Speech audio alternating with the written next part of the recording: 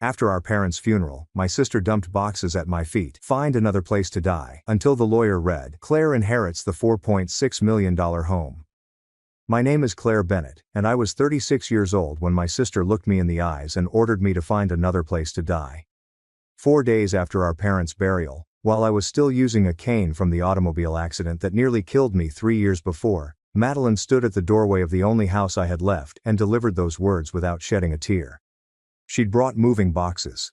She had brought her spouse, as well as a ruthlessness that I had no idea she had. Our parents had recently been buried. The flowers on their graves had not yet faded. And my sister, my own blood, was kicking me out of the house where I'd spent the previous 3 years recuperating, healing, and caring for the same people she seldom saw. She assumed I had nothing. She believed I was useless. She made an incorrect assumption. Before I tell you what happened at the lawyer's office 5 days later, please like and subscribe if you enjoyed the tale. Please let me know in the comments where you're viewing from and what time it is. To understand why those words stab deeper than any knife, let me take you back to the day when everything changed. 3 years before my parents died, I was a landscape architect in Hartford, running my own little practice. I developed gardens for affluent clientele, renovated old homes, and had recently signed a contract with the city's botanical organization. Life was good. Life made sense. Then a drunk drove through a red light. I can't recall the impact. I just remember waking up in a hospital room with metal rods in my spine and doctors telling me that I would never walk again. The procedure lasted 13 hours. Recovery would take years. My flat had stairs that I could not ascend. My workplace had tasks that I couldn't handle. My funds had limits, which medical expenses did not respect. So when my parents gave me a first-floor guest room, I accepted. I returned to my childhood home, to the bedroom where my high school track trophies remained on the shelf. For 21 months, I used a wheelchair. I learned how to traverse door frames and bathroom tiles, as well as the humiliation of needing assistance with tasks I had done on my own since childhood. My mother would read to me on bad days. My father built a ramp on the back porch so I could sit in the garden. Madeline phoned once a month, occasionally less. She never inquired about my physical treatment. She never inquired how I was doing. When she called a few times and I responded, her reaction was always the same. "Oh, you are still there. Put Mom on. Is it still there?" As if I were a stain that wouldn't get out. What Madeline was unaware of, and never inquired about, was that I had begun walking 5 months before our parents died. First use a walker, then a cane. I was healing. I was becoming stronger. But to her, I was always the worthless one. The Christmas before my parents died, Madeline arrived home with her ideal family. Evan wore a cashmere coat that was more expensive than my monthly medical payments.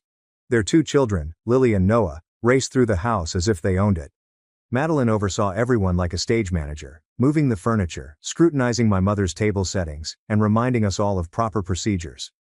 I spent 3 days making her kids' favorite meals.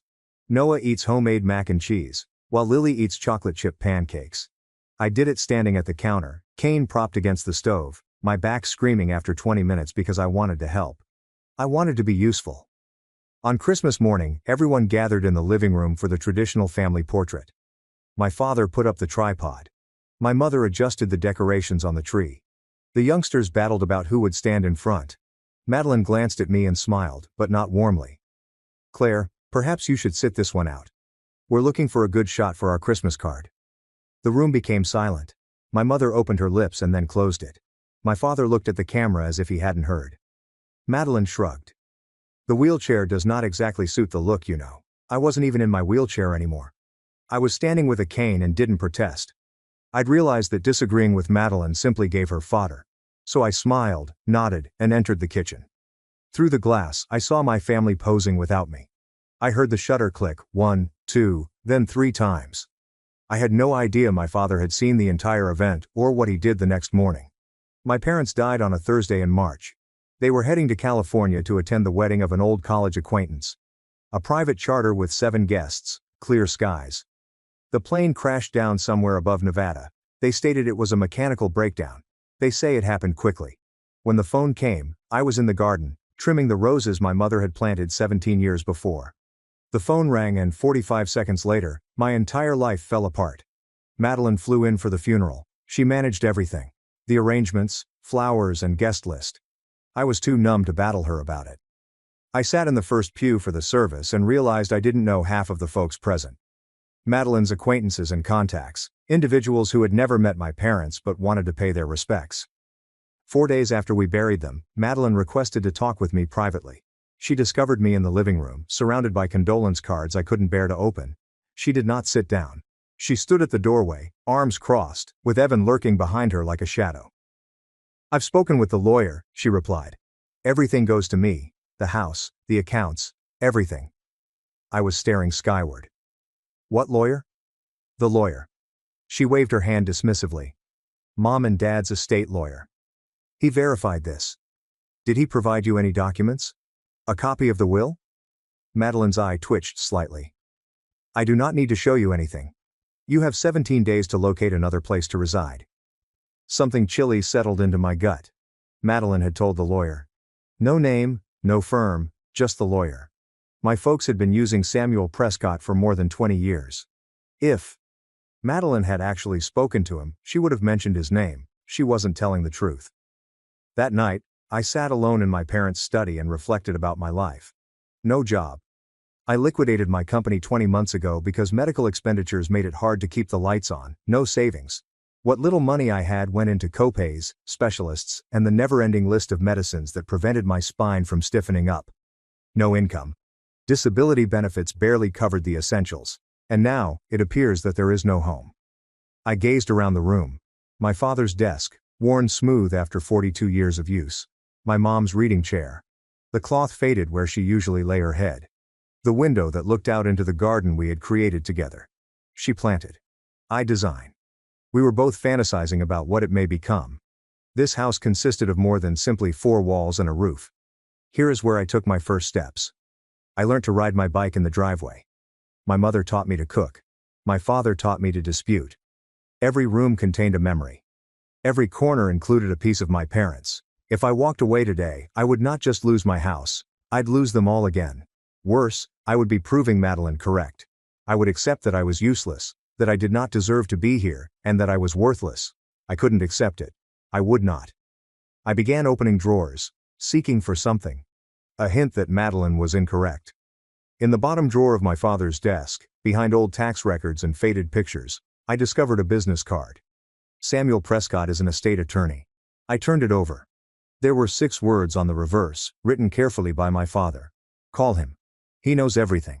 My father never made notes. Never. So, why this one? 5 days later, Madeline returned. I was in the living room practicing walking without a cane. The physical therapist stated that I was ready to attempt. I wanted to prove that I could achieve anything on my own. The front door burst open. Madeline strolled in, carrying cardboard boxes, and Evan followed after with more. She dumped them at my feet, and the hollow thud echoed across the room. She said, "Pack your things. You have till Monday." "Madeline, I need more time. I am still what? Still claiming to be ill. I was in an automobile accident. You are aware of this." 3 years ago, she kicked one of the boxes at me. "You've milked it long enough." Evan shuffled uneasily. "Honey, perhaps we should keep out of this." Evan, behind me, I heard Helen Brooks, the nurse who had cared for my parents in their final months, enter from the kitchen. She paused at the doorway, her eyes wide. Ruth Callahan, our 42-year-old neighbor, was standing next to her, delivering a casserole. They both heard what happened next. Madeline walked closer, close enough for me to smell her perfume, which was costly and biting. She gazed at me in the same way you look at rubbish that has to be emptied. She said, "Find another place to die. You are now useless." The words remained in the air.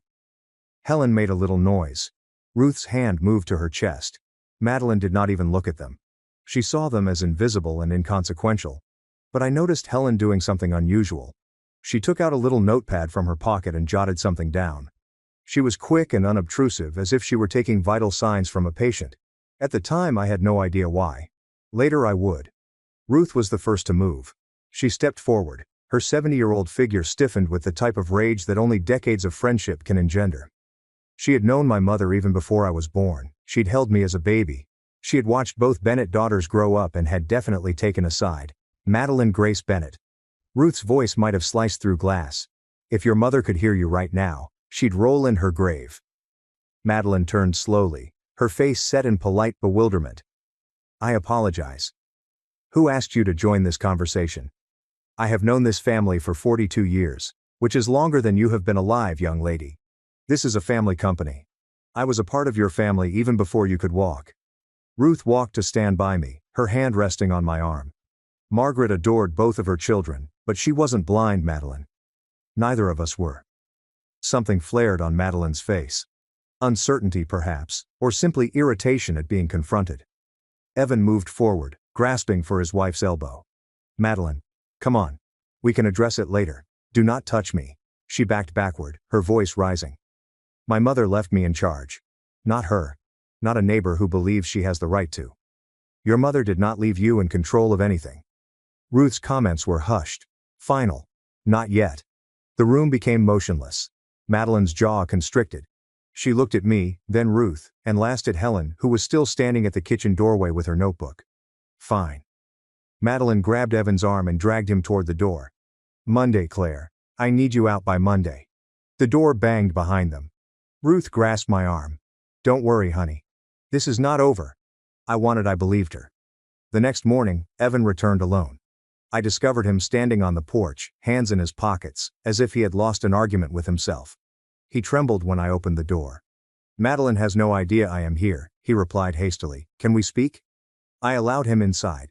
We sat in the living room, he on the edge of my mother's chair and me on the couch, my cane propped up against the armrest. He refused to meet my gaze. Look. He began around yesterday. Madeline is under a lot of strain. Pressure to kick her handicapped sister out of her deceased parents' home. He grimaced. It is not personal, Claire. We absolutely need the money. I went very still. Need. The home itself is worth. He paused, caught himself. I mean, the estate should be handled soon for everyone's sake. Evan. I leaned forwards. What's happening? He was silent for a long time. Then in a voice just above a whisper, we were in trouble. My investments from last year did not pan out. We owe a lot more than we can pay. How much? He glanced up, down, anywhere but at me. 420,000, give or take. The number hovered between us, like smoke. The bank is threatening to take our house, he said. The kids' school has inquired about next semester's tuition. Madeline tries to keep things together, but Evan... Madeline's voice, sharp as a dagger, echoed from the doorway. We both leaped. I hadn't heard her car come up. What are you doing here? She gripped his arm, her knuckles white. Let's go immediately. Evan whispered something to me as she hauled him outside. It may have been sorry. It could have been helpful. And I understand what some of you may be thinking right now. Why didn't Claire fight back? Why haven't you said anything? I asked myself the same question. But here's what I've learned. Sometimes the wisest reaction is to not respond at all. If you've ever been underestimated, let us know in the comments. And if you want to know what occurred in the lawyer's office 5 days later, stay watching. Now, return to the tale. That evening, I discovered the business card again. Samuel Prescott is an estate attorney. The calligraphy on the reverse appeared to sparkle beneath the desk lamp. Call him. He knows everything. I called the number before I could talk myself out of it. The phone rang twice, followed by a deep, measured voice. Prescott Law Offices. Mr. Prescott, this is Claire Bennett. Jonathan and Margaret had a daughter. A hiatus, followed by warming. Miss Bennett, I have been waiting for your call. Something in his tone made me grasp the phone more tightly. Have you? Your father said you'd contact me. In fact, he was pretty confident. The papers rustled in the background. I believe your sister has been making claims over the estate. She claims that everything belongs to her. She claims you verified it. A dry chuckle. I have not spoken with Madeline since your parents' anniversary party 4 years ago. She has obviously not called my office. The relief that washed over me was nearly overwhelming. So she is lying. I would not presume to describe your sister's statements. What I can tell you is that your parents had very precise wishes. He paused. Very specific, Miss Bennett. What does this mean? That implies I'd prefer you to visit my office prior to the formal reading. Certain portions of the will require background. Another pause. This time, the duration is longer. Nobody, not even your sister, is aware of these details. I scribbled down the appointment time with trembling hands. Miss Bennett. His voice softened. Your father amended his will 7 months ago, shortly after Christmas. He told me he could finally see things properly. He had been watching the Christmas photo, even though I was not in it. Helen Brooks arrived the day before the official will reading to say her final goodbyes. She stood on the doorstep, a cardigan tightly wrapped over her shoulders, appearing smaller than I recalled. For 10 weeks she had been a fixture in our house, collecting my parents' vital signs, administering their meds, and sitting with my mother throughout the long nights when the agony kept her awake. Her duty was now complete, and she would go on to the next family, patient and ending. "I wanted to give you something," she explained. She delved into her backpack and took out a leather-bound notepad with worn edges. I immediately recognized it. My mother's handwriting dominated the whole page, her looping cursive, and the way she always pressed too hard with her pen. "Your mother has requested me to keep this secure." Helen pushed the notepad into my hand. "She said you will need it eventually. She claimed you would know when." I drew my mother's initials on the cover. "What's inside it?" "Her ideas, days, and observations." Helen paused. "The final few pages feature you and your sister." I did not read them. It was not my place. But I believe she wanted you to comprehend something. "What do you understand?" Helen looked down the street, as if to ensure that we were alone. "Mr. Prescott has something else going on. Your mother created a video message a few months ago." She met my gaze. She was quite explicit on when it should be played. My throat clenched. "Helen, why are you telling me this?" She stretched out to squeeze my hand. "Claire, your mother knew. She knew what Madeline would do, so she prepared." Helen took a step back toward her car. "Your parents loved you both, but they were not blind." The journal seemed weighty in my hands, almost like a promise or a warning. "Madeline planned the memorial reception in the same way she planned everything else, expensively and without consulting anybody. The restaurant was Italian and expensive, complete with linen napkins and servers who introduced themselves by name. She had hired out the private dining room, arranged the caterers, and sent invitations on cream-colored card paper with my parents' names embossed in gold. She had not asked me about the food. She had not asked me about the guest list. She had not asked me anything at all. I came late. My cab had become caught in traffic, and walking from the parking lot with my cane took longer than I had expected. When I entered the private area, Madeline was already standing at the head of the long table, holding a glass of wine and delivering a speech. 45 people sat in front of her, relatives and uncles I scarcely remembered, and parents' acquaintances whose names I had forgotten. Evan's business associates, Madeline's book club, a sea of faces, some grieving, others simply looking on. They'd toiled their entire lives for this family. Madeline was speaking, her voice conveying the same tone she used when she wanted others to adore her. "And I swear to uphold that heritage. I will defend this house, this neighborhood, and everything they have built." She described this family as a claim, like a title of ownership. I stood at the doorway, but no one in the room recognized me. "Mom and Dad would be so proud of what we've accomplished," Madeline concluded. "The Bennett name will remain. I'll make sure of that." I grasped my cane till my knuckles became white. She had not mentioned me once. Not once. It was as if I had already been removed from the family she was so eager to protect. Someone in the throng saw me standing there. A murmur sounded around the room.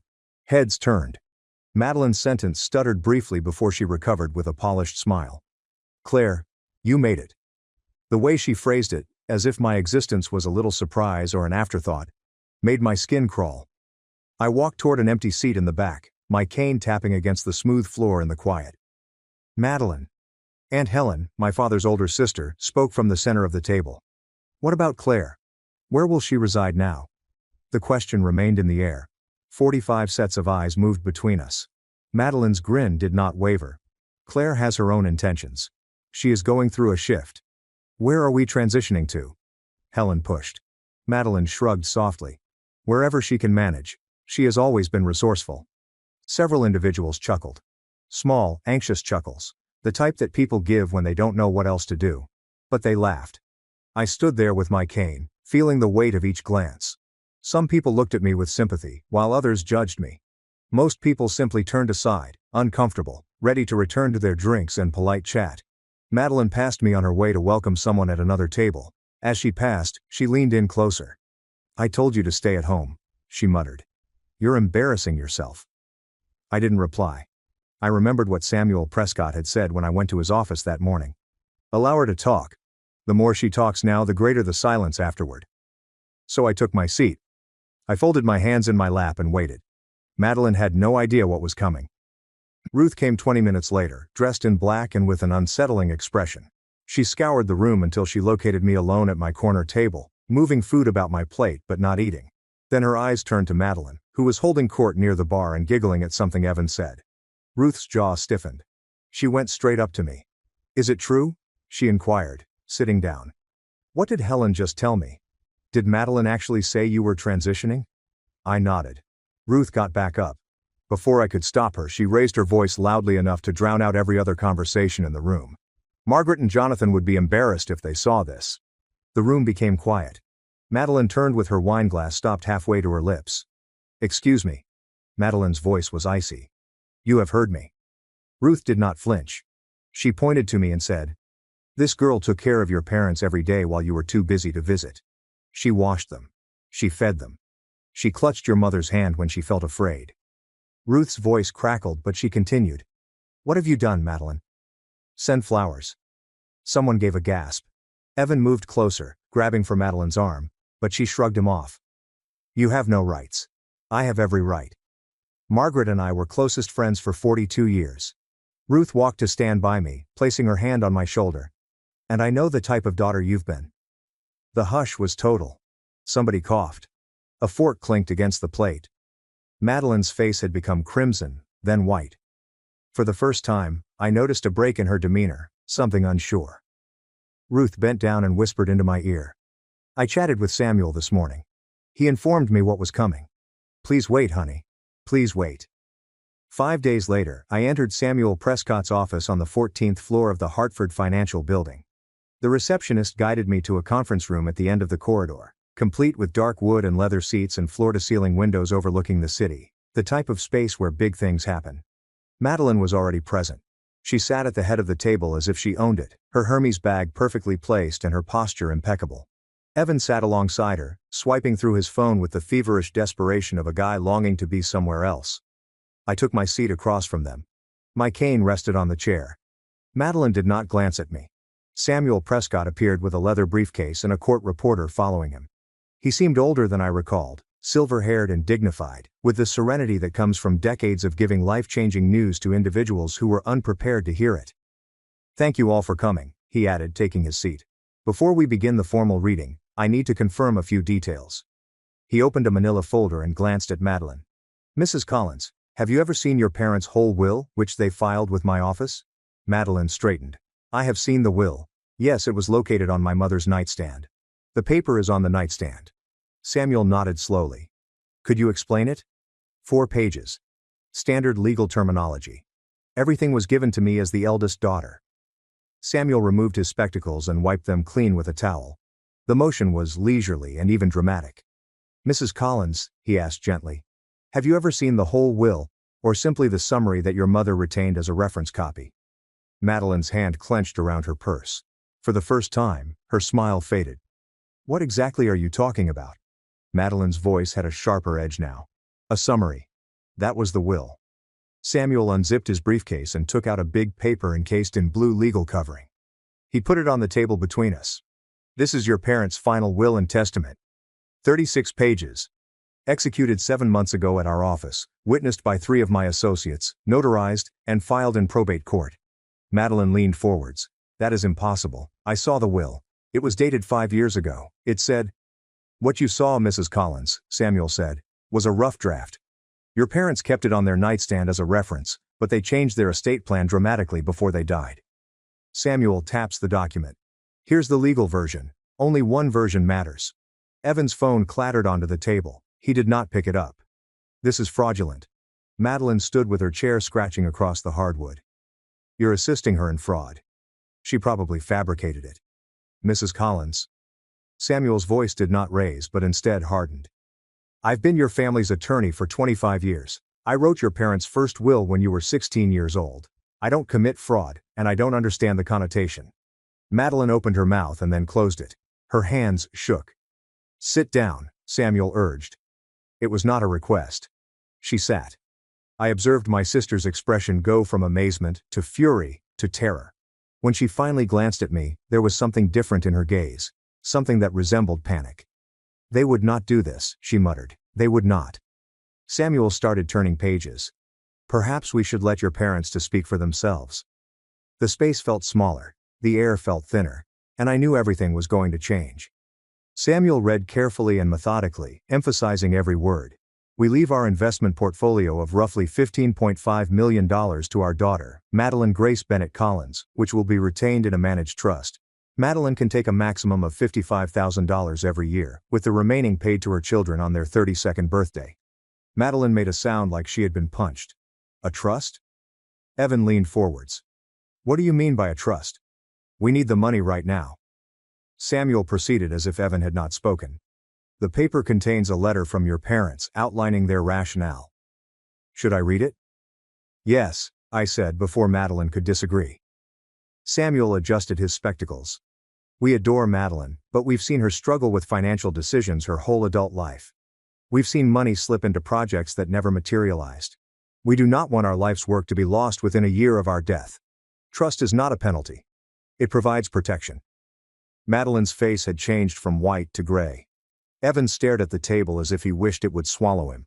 Samuel now flipped numerous pages on the family home and adjacent property, which is worth at around $4.6 million. I stopped breathing.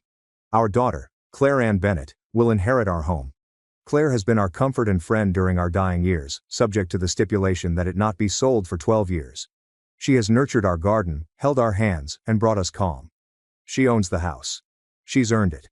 My eyesight clouded. Madeline was speaking up somewhere far away, complaining or demanding, but I could not hear her. All I could hear were my parents' voices coming from beyond the grave. There is one more thing, Samuel said. He went inside his briefcase and took out a USB disk. Your parents created a video message to be shown at the reading. They were really persistent about it. Madeline's head jerked upward. What video? I had no idea about any videos. That was the objective, Mrs. Collins. Samuel attached the disc to a laptop, and my mother's face appeared on the wall-mounted screen. She was seated in our living room, in her favorite chair by the window. My father stood behind her with his hand on her shoulder. They both seemed exhausted. They both seemed determined. Girls, my mother started. If you're watching this, it means we're gone, and it means things have unfolded the way we feared they might. Next, my dad spoke. Madeline, you are our firstborn. We've loved you from the time you came, but love does not imply blindness. We've seen how you treat your sister. We've seen how you disregard, demean, and push her away. My mother's eyes glistened. Claire, you're not worthless. You never were. You are our calm power. You stayed while Madeline sought things that shone. You cared. You showed up. We revised our will after Christmas. My father began, after we saw Madeline omit you from the family portrait, after we heard her tell your mother that you were pulling us down. His voice trembled. We were not going to allow our death be another way for you to be forgotten. My mother reached for the camera. We hope you can reconcile. We actually do. But if you can't, and Madeline continues on her road, Claire will never be evicted from her house. The screen became dark. I could hardly see through my tears. But I heard Madeline's chair scrape back as she stood and walked out without saying anything. If you've ever had someone in your family suddenly see your worth, even if it was too late, you'll understand how Claire felt in that moment. Finally, let me know in the comments whether this situation resonated with you, and for anyone wondering what Madeline did next, believe me, the story isn't finished. The actual conflict was about to start. But first, let me know. Do you believe Madeline deserved what she received, or was it overly harsh? Leave a comment below. Now, return to the tale. Madeline did not get far. I discovered her in the corridor outside the conference room, resting against the wall and wrapping her arms around herself. Evan stood a few steps away, phone glued to his ear, urgently speaking to someone. A bank, possibly a creditor, and individuals who were circling their life like sharks. When Madeline saw me, something shattered. This is not fair. Her voice was rough. You do not comprehend. I've got a family to support. I have duties. You urged your sister to find another place to die. She flinched. I didn't mean. Yes, you did. I held my voice steady. You intended every word. You've meant every word for years. You don't understand what it's like. She was weeping now, with mascara pouring down her cheeks. Evan's investments failed. We owe $420,000. The bank is going to seize our home. My children are about to lose their house. And you? She pointed at me with a shaky finger. You do not have anyone. You don't have children. You do not need the money. I let her remarks to lie in the air between us. You're right, I responded gently. I don't have children. I do not have a husband. I don't possess any of the characteristics you believe make a person desirable. I moved a step closer. But I also didn't spend years mistreating my own sister. I did not stand in our parents' house 4 days after their funeral and advise you to go somewhere else to die. Madeline's shoulders trembled. For a brief time she reminded me of the lost and afraid little girl from my childhood. But then I recalled how she had made me feel useless throughout the years. And I recalled that kindness has limitations. I could have destroyed her in that moment. I could have recounted every nasty remark, dismissive gesture, and every time she made me feel like I didn't deserve to live. I could have told her precisely how I felt about her beautiful life, flawless appearance, and perfect lies. But this is not who I am. That is not who my parents raised me to be. So I leaned on my cane and talked gently. You advised me to find another place to die. I discovered somewhere. I halted. It is called home. Madeline's breath caught. I'm not going to gloat, Madeline. That is not who I am. But I'm going to create a barrier. I met her gaze. You will never talk to me that way again. Ever. Not in private, public, or in front of your children. I'm done being your punching bag. She gazed at me as if she was seeing me for the first time. I have a proposal, I said. The trust pays you $55,000 every year. That is not insignificant. But I understand it will not fix your immediate concerns. I took a breath. I'm willing to lend you the funds you need to pay off the bank. No interest, sensible terms, enough to save your home and keep your children in school. Madeline's lips opened and then closed. But there is one condition. I held out my hand. You apologized openly at a family meal in front of everyone who attended the memorial gathering. You tell them what you said to me and admit you were wrong. The hallway was silent. Evan had ended his phone conversation. He stared at me as if I had a second head. Madeline wiped her tears. And if I don't, you'll have to find it out yourself. It's your choice. Madeline didn't respond. She looked at Evan, who was looking at the floor. Then she regained her calm, took up her purse, and headed to the elevator. Evan followed without looking back. The doors closed behind them, leaving me alone in the corridor. Samuel Prescott arrived alongside me a little later, placing a kind touch on my elbow.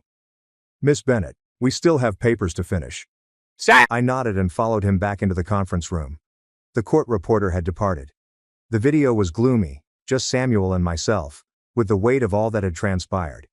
He passed paperwork over the table, including deeds, account transfers, and signing forms.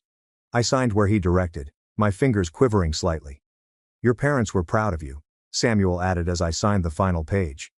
They told me several times. Your mother, especially. He took off his spectacles and massaged his eyes. She replied, you were the only thing that made those last few months bearable.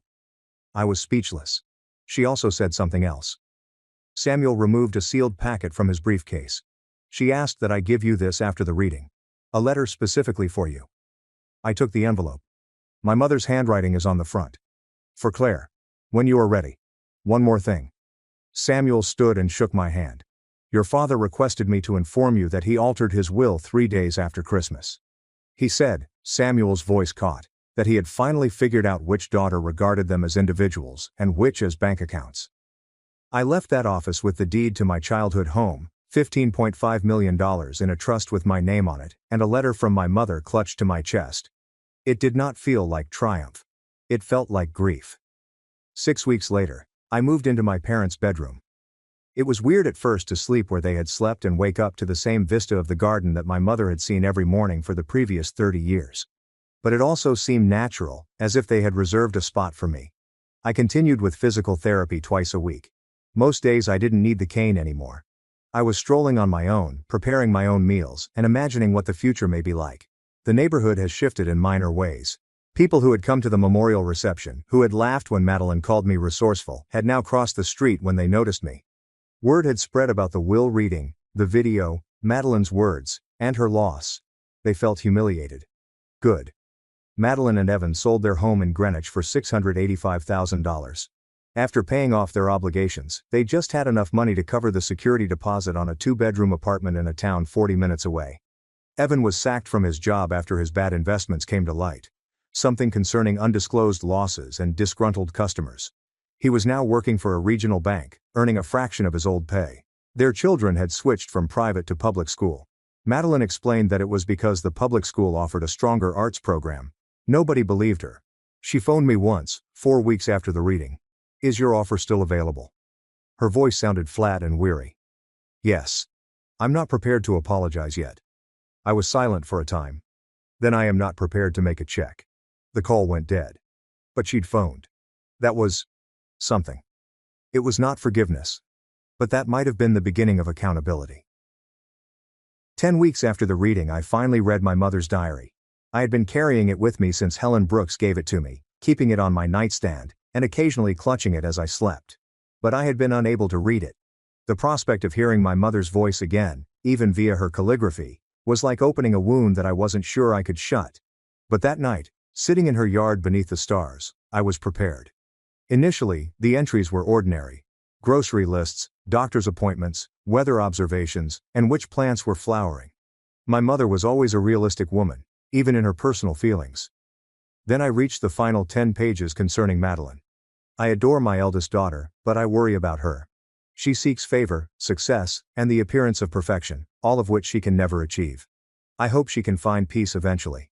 I hope she understands that what she has is sufficient. Claire has no idea how much she saved us after the accident when she moved home. I assumed I was looking after her, but she was looking after us. She saved us from loneliness by just being here, providing breakfast, reading to me, and sitting with Jonathan in the garden." The final entry was made 4 weeks before the disaster. "Claire serves as my mirror. Patient, quiet, and strong in ways that no one recognizes until it is too late. I should have told her more frequently. I should have shouted the words aloud rather than writing them down. Claire, you should know this. You were never useless. You were everything." I closed my diary and glanced up at the sky. The tears flowed, but they were different this time. They were not filled with anguish. They were released. 8 months after my parents died, I went to work part-time, initially for a landscape design business in Hartford. Small crafts, nothing too difficult. But it felt amazing to utilize my abilities again and watch something beautiful emerge from nothing. My first significant undertaking was the garden behind my parents' home. My mother had planted roses, hydrangeas, and a little vegetable patch that had become overgrown in the months since she had been able to care it. I renovated the entire area, keeping her flowers, adding new paths, and building a tiny seat where I could sit and reflect. It was the first item I'd produced since my injury. It would not win any accolades, but it was mine. It was home. Madeline wrote a letter 5 months after the will reading. No phone call, no visit. A letter. "I've been reflecting about what you and I said, as well as everything else. I am not prepared to apologize in front of everyone. I am not sure whether I will ever be ready, but I want you to know that I am trying to figure out why I became this person. And I apologize, even if I can't say it aloud yet. I apologize." I reread the letter 3 times. Then I put it in my desk drawer, among our mother's journal and our father's business card. It wasn't the apology I had asked for. It wasn't made public. It was not responsibility, but it was something. We were not close after that. We probably wouldn't be. But we could be in the same room and not pretend the other didn't exist. We could exchange birthday cards. We might possibly construct something new. My name is Claire Bennett. I was informed that I was useless. I was instructed to find another place to die. Instead, I discovered a home. If Claire's experience reminds you that your value is not determined by what others think of you, I'd want to hear from you.